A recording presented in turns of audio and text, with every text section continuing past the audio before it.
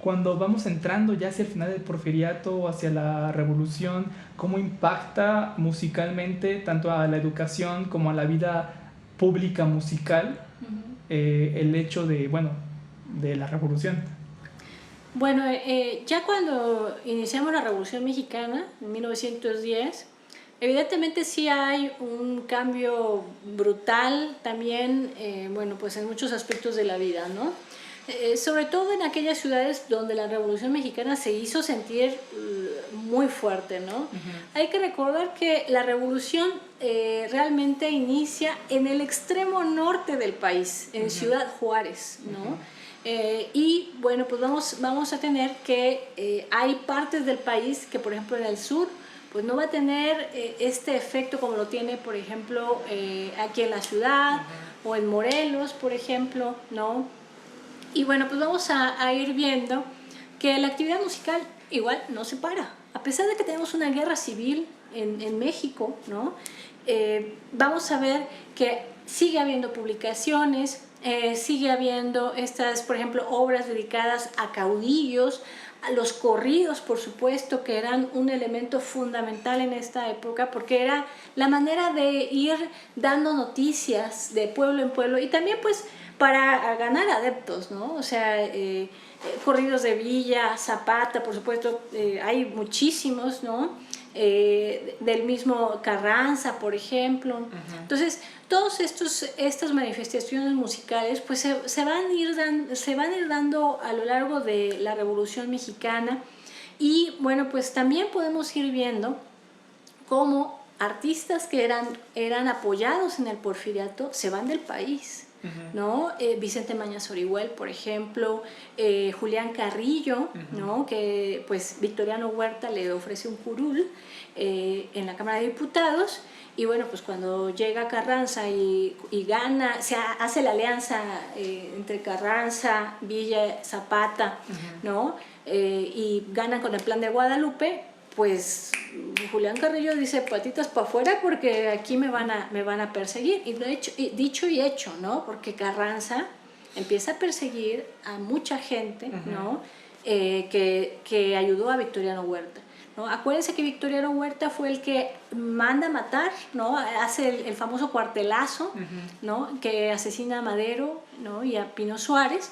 Y bueno, pues va a ser el traidor y va a establecer este gobierno como de 13 meses.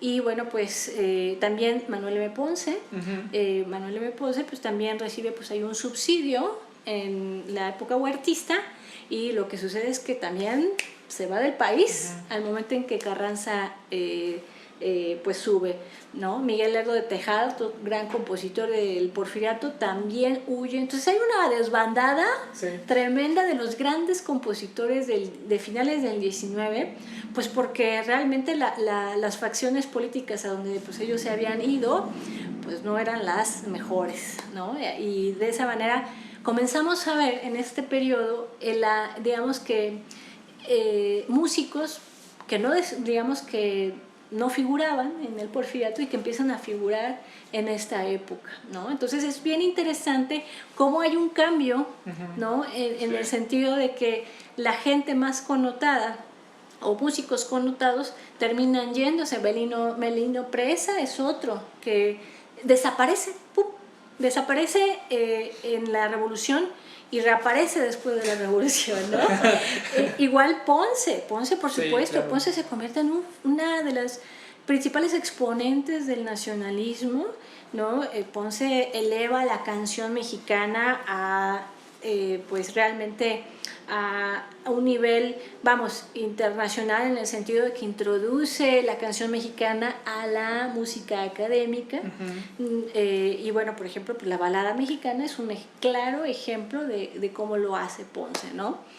Y bueno, pues ya después de que finaliza la Revolución Mexicana, pues comenzamos a ver todo este movimiento nacionalista, ¿no? En donde, bueno, pues artistas plásticos, también artistas de la literatura, ¿no? Escritores y músicos, bueno, pues empiezan también a tener un trabajo conjunto, por ejemplo, ¿no? y surge, por ejemplo, también la figura de Carlos Chávez, que Carlos Chávez se va a convertir en realmente pues, en la figura más importante musicalmente hablando durante varios años, ¿no? Y bueno, de hecho, pues va también a poner a mucha gente, ¿no? Va a apoyar, por ejemplo, al grupo de Los Cuatro, ¿no? Estos jóvenes compositores que, bueno, pues estaban pues encabezados precisamente por Blas Galindo, que lo podemos aquí ver en la imagen, Blas Galindo, Salvador Contreras, Daniel Ayala, José Pablo Moncayo, por supuesto, ¿no? Que muere a una edad de 41 años, muere José Pablo Moncayo, y bueno, pues el día de hoy, pues el Huapango de Moncayo yo creo que es el segundo himno nacional, ¿no? De México, pero bueno, Moncayo tiene una obra muy interesante también, ¿no? Entonces creo que lo que sucede ya después de la Revolución Mexicana es este periodo de institucionalización, ¿no? Ciertamente no hay, o se trata de romper con ese lastre decimonónico que a México le cuesta mucho trabajo. O sea, para México el siglo XX empieza en 1910, ¿no? Entonces, cuando empieza la Revolución Mexicana,